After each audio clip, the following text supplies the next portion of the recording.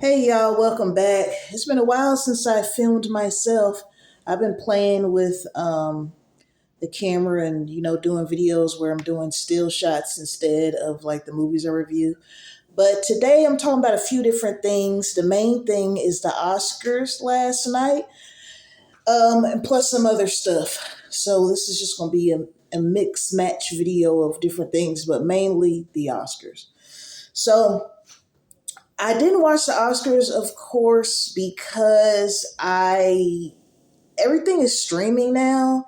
I don't have cable anymore. I've actually been thinking about getting cable back, and cable with internet is like $200 a month. So that's why I got rid of it because it's like, man, the internet is 100 and something by itself.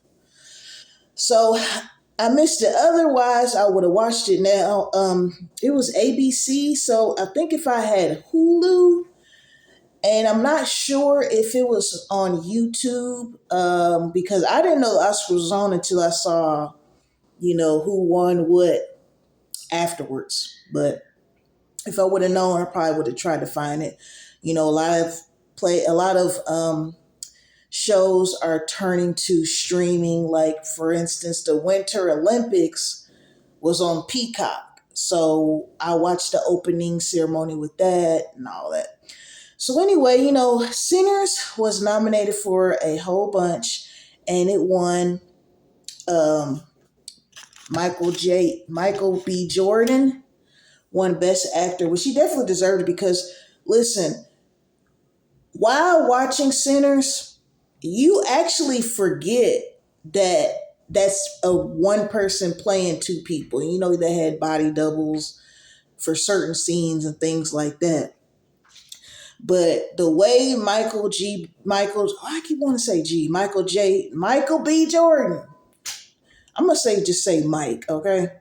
But the way he made, hold on just a second, y'all.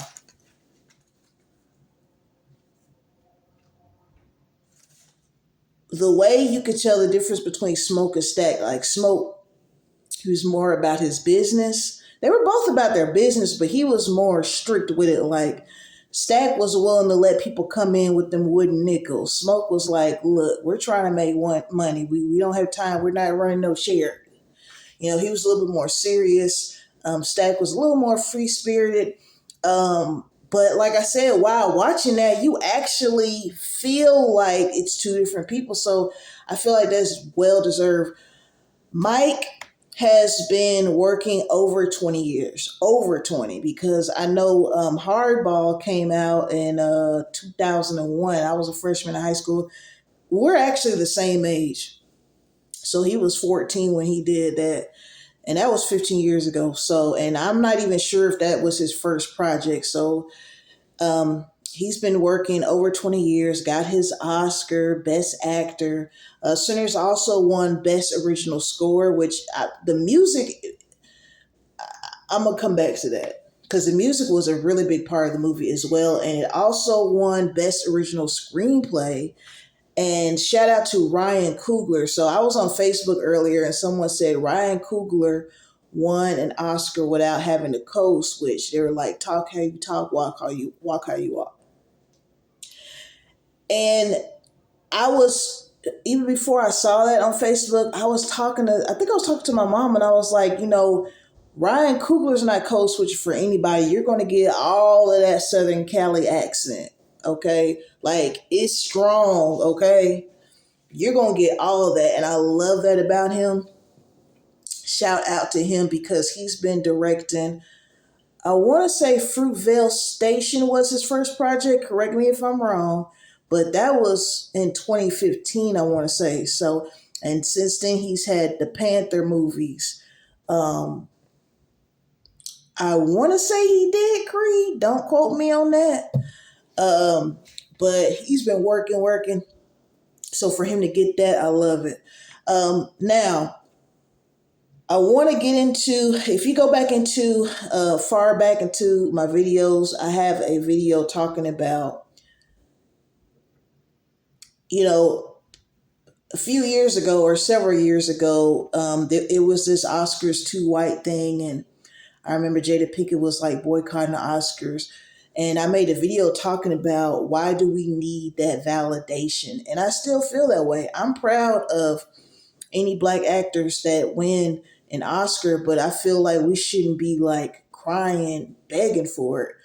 Because, like I said, when I go back, when I was on Facebook, I saw this meme, whatever you call it, post where they were like, only 6 black actors, male actors, have won some kind of whatever category in Oscars. And I feel like, while it is an honor to win an Oscar, I just don't feel like we should cry and beg for it at the same time.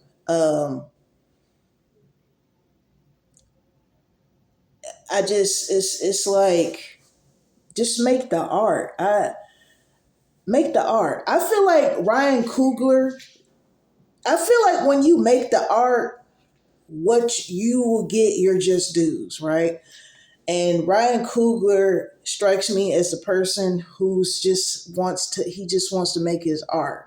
And I don't think he was ever striving for an Oscar. And also, Sinners, it's put in a horror category, right? Horror movies usually don't win Oscars. The Oscars really do snub the hell out of horror movies. I don't know why. I don't know if it's because acting isn't taken seriously in horror.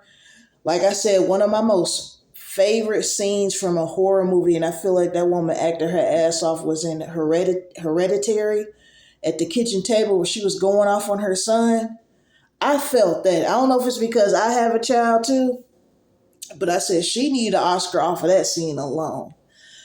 So I watched some bits and parts of the Oscars last night, and the K-pop. I forgot what it was. That really popular K-pop movie on. It was animation on Netflix. They won some awards. Conan O'Brien hosts. I love Conan O'Brien. I actually went down a rabbit hole once where it was several years back where he was going to different countries and just, I guess it was kind of like a vlog, but he went to Haiti because this was right after Trump called Haiti a piece of shit country. And so he went to Haiti and he was just, showing people, hey, what you see in the news is not all that goes on all the time in this place. He's been to Haiti, Japan, I want to say Ghana. He's been a few places. So I love him as a comedian, as a host. So he hosts the opening scene of the Oscars was him being Aunt Gladys. And, I love me some Aunt Gladys. If you haven't seen Weapons, watch Weapons, okay? I'm pretty sure I did a review on that because I'm really into that. I want to go back to Sinners real quick. Now, I'm not one of these people who is joins, I don't want to say bandwagon, joins a fandom just to be doing it. I have to really, really like it. And I am definitely a part of the Sinners fandom. Anything that Sinners has going on, someone mentioned in the comments of YouTube video that I was watching that they said they could see Sinners being a Broadway play. And I was like, yeah, because the music, let's get into the music. The music is, for instance, when, what's the main vampire name? What was his name? Remlick, something like that. When he was singing in the rain and they were clapping and, circles, this is when he was still trying to get into the juke joint. I listen to that song in my car sometimes. I go on YouTube, look it up. It's called Rocky Road to Dublin. I listen to that. And of course we know, I think his real name is Miles, the one who played Sammy. His voice. I watched a clip of the Oscars because I found out that the black ballerina, I think her last name starts with a C. Misty Copeland, or Coleman, one of them two.